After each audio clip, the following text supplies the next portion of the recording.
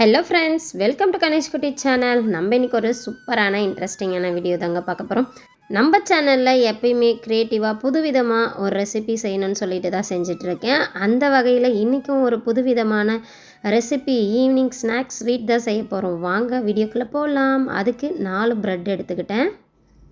ப்ரெட்டில் இருக்க ஓரங்களை எல்லாம் இதே போல் கட் பண்ணி எடுத்துடலாம். நான் இன்றைக்கி சாண்ட்விச் ப்ரெட்டு தான் எடுத்திருக்கேன். நார்மல் ப்ரெட் இருந்தாலுமே நல்லா தான் இருக்கும், அதில் கூட செஞ்சுக்கலாம். 4 பக்கமும் எடுத்துகிட்டு இதே போல் சென்டராக கட் பண்ணிக்கலாம். இன்னொரு பக்கம் திருப்பியும் சென்டராக கட் பண்ணிக்கலாம். பாருங்கள், இதே போல் இருக்கிற எல்லா ப்ரெட்டையுமே கட் பண்ணி எடுத்துக்கிட்டேன். அடுப்பில் கடாய் வச்சுருக்கேன். எண்ணெய் நல்லாவே சூடாயிடுச்சு. கட் பண்ணி வச்சுருக்க ப்ரெட்டெல்லாம் எண்ணெய் உள்ளார சேர்த்துடலாம். கேஸை மீடியம் ஃப்ளேமில் வச்சுட்டு 2 பக்கமும் திருப்பி விட்டுக்கலாம். பாருங்கள், இதே போல் தான் 2 பக்கமுமே நல்லாவே வெந்து எண்ணெய் எல்லாம் பொங்குறது அடங்கின பிறகு எல்லா ப்ரெட்டையுமே எண்ணெயிலேருந்து எடுத்துடலாம்.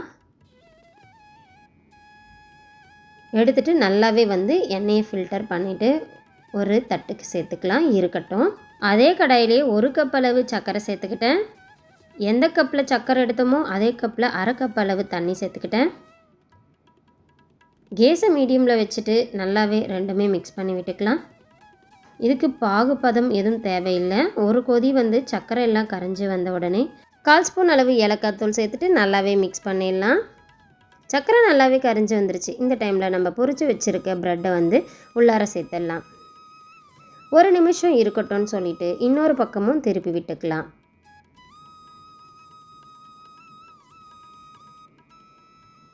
திருப்பி விட்ட பிறகு இன்னொரு பக்கமும் நல்லாவே ஜீரா எல்லாம் இறங்கட்டும்னு சொல்லிவிட்டு 1 நிமிஷம் வெயிட் பண்ணலாம்.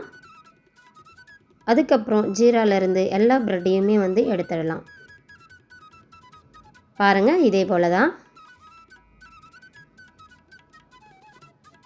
அப்படியே ஒரு தட்டில் வச்சிடலாம். அதில் இருக்க ஜீரா எல்லாம் நல்லா ஃபில்டர் ஆகி வரட்டும். மீதி இருக்க ஜீராவை ஒரு கப்பில் ஊற்றி வச்சுக்கலாம். இருக்கட்டும், தேவைப்படும்.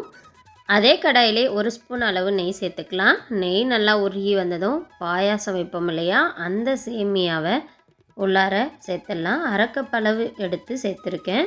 நெய்யில் நல்லாவே ரோஸ்ட் பண்ணிக்கலாம். பாருங்கள், நல்லாவே ரோஸ்ட் ஆகிடுச்சு. இந்த டைமில் 1 கப் அளவு காசி ஆற வச்ச பாலை வடிகட்டி சேர்த்துக்கலாம்.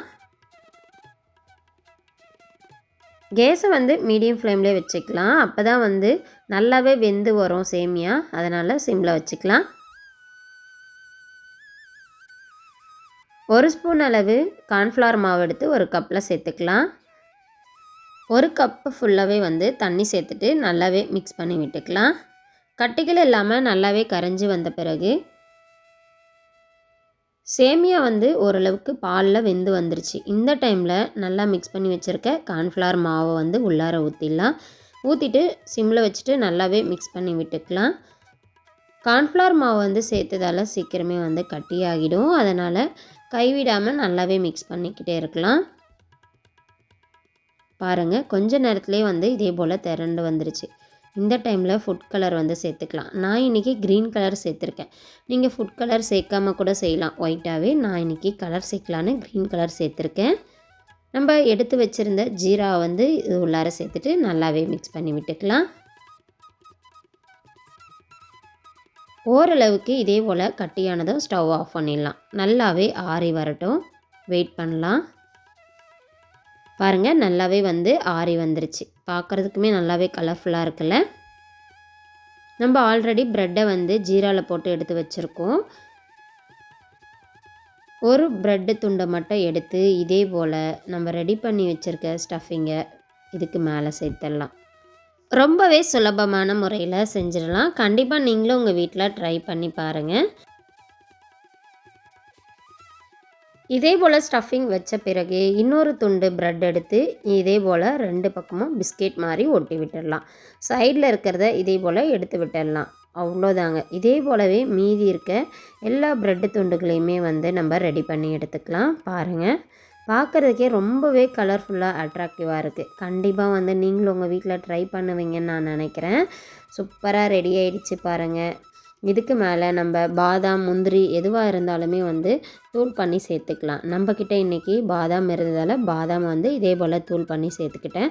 அவ்வளோதாங்க, சூப்பராக புதுவிதமான முறையில் ஈவினிங் ஸ்நாக்ஸ் ஸ்வீட் வந்து ரெடி ஆகிடுச்சு. குழந்தைங்களுக்கு கொடுங்க, கண்டிப்பாக விருப்பமாக சாப்பிடுவாங்க. பெரியவங்களுமே வந்து ரொம்பவே விருப்பமாக சாப்பிடுவாங்க. அவ்வளோ சுவையாக இருந்தது. கண்டிப்பாக நீங்கள் ட்ரை பண்ணி பாருங்கள். இந்த வீடியோ வந்து உங்களுக்கு ரொம்ப பிடிச்சிருக்கும்னு நினைக்கிறேன். பிடிச்சிருந்தால் லைக் பண்ணுங்கள், ஷேர் பண்ணுங்கள், சப்ஸ்கிரைப் பண்ணுங்கள். அப்படியே பக்கத்தில் இருக்க பெல் ஐக்கானையும் கிளிக் பண்ணுங்கள். இன்னொரு சூப்பரான புதுவிதமான ஈவினிங் ஸ்நாக்ஸோ அப்படி இல்லைனா வேறு ஏதாவது ரெசிபியோடு உங்களை மீட் பண்ணுறேன். தேங்க்யூ ஃபார் வாட்சிங்.